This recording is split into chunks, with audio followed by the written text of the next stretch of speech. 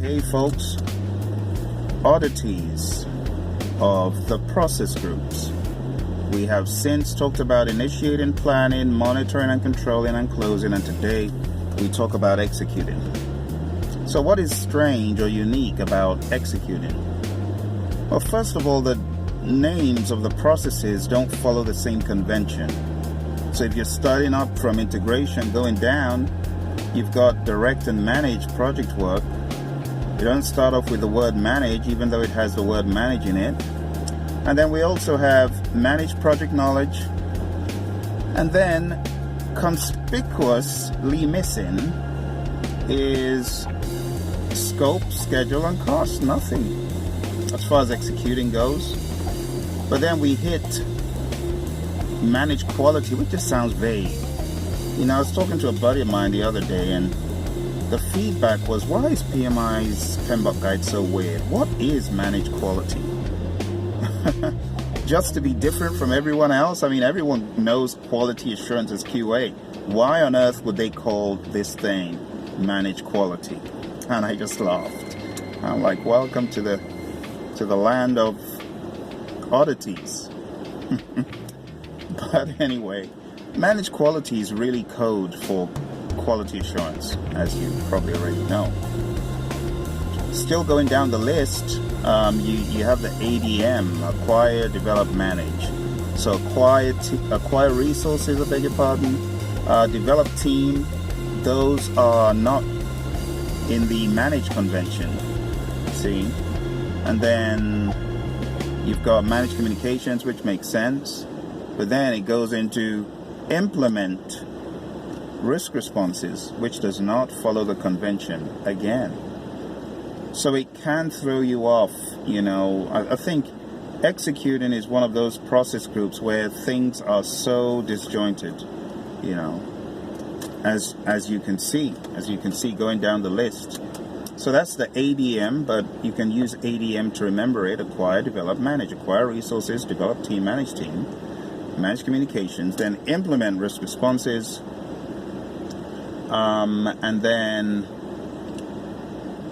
yet another case in point, conduct procurement. So it's all over the place. And then after conduct procurements, it comes back to normal to manage stakeholder engagement. So it's all across the board.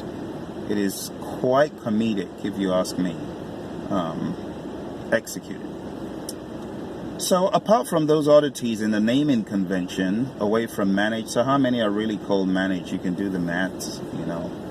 We've got direct and manage that does not follow the convention. We've got acquire resources. We've got implement risk responses, conduct procurement, a sizable amount anyway. But going into some other oddities of executing, I think one of the questions I've received in the past, you know, students who are scholars of the PMBOK guide, they actually read the thing more than you do as a trainer.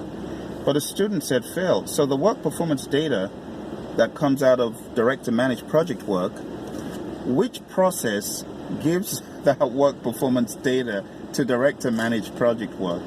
I said, that's a very valid question.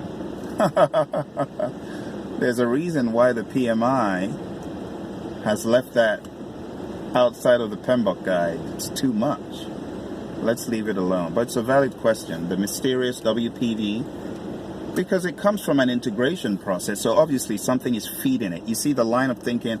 I was quite happy when this student asked a question, because it showed me that this line of thinking, you know, had taken studying to a new level, because I've been getting some really great questions from this individual. So that was good. But as far as where the mysterious tiny little pieces of WPD come from, they come from many processes. You do know that integration is a bucket that collects many different bits. So direct to manage project work collects the bits of WPD from places unknown. Let's leave that alone. And then WPD comes out of direct to manage project work. It gets fueled back into monitoring and controlling processes outside of integration. The world is a happy place because we get our work performance information out of monitoring and controlling, and then we can give management their reports. But another peculiarity of executing is in managed communications, if you've not read it closely, you'll miss out on the fact that there are certain reports that are created in managed communications. Seriously, go open up your PMBOK guide and take a look. Search for the word ad hoc. Ad hoc reports are created as part of managed communications because that's where information is distributed. A lot of stuff comes from there. The project communications in general, like when I say a lot of stuff, all those project communications, all manner of communications are generated from your managed communications process. So it's one that you want to remember. Another oddity of executing at large is the mystery of issue logs. You know, people say, oh, issues, they started on day one. Yeah, they could. Issues could start on day one, but that doesn't mean that where we're logging them is not executing. It is executing. Excuse me. It is executing. I could go on and on about executing. It's huge. You see, and that's why it's like 31% of the PMP exam. There's so much content to talk about. So much. But the issue log comes from direct to managed project work. You could start logging issues early in the project. It doesn't negate the fact that it's classified as executing, okay? So keep that in mind, okay? And then, as far as the lessons learned register is concerned, you do see the lessons learned register as an output of managed project knowledge, but beyond that, you see managed project knowledge is where the original lessons learned register comes from, but you see going back into managed project knowledge. There's a whole story on that. So when your lessons learned register is produced, you don't want to wait till the project is done. You want to begin to use it immediately. And that is why you see the immediate reference of the lessons learned register coming back in to managed project knowledge for it to be used, if you get what I mean. So that's that. And then you also see the lessons learned register coming out of many processes as project management plan, as project documents updates. And those project documents, those updates, they contain the lessons learned register, which has now been updated with relevant information from those processes. And then all lessons learned registers go to the closed project or phase in every project. So imagine project 1 has its lessons learned register, project 2 has its lessons learned register.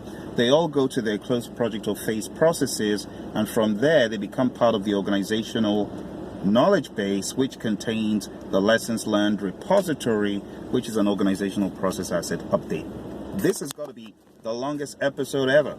I could go on and on. There's a lot of executing stuff that I wish I could share with you, but we got to shut it down for now, okay? I wish you all the best. You heard the PMI have announced no more new exam. Well, some of you are really glad about that. Keep on chugging, keep the flag flying, get certified as soon as you can, all right? And then move on to other things in life. I'll talk to you soon. Bye for now.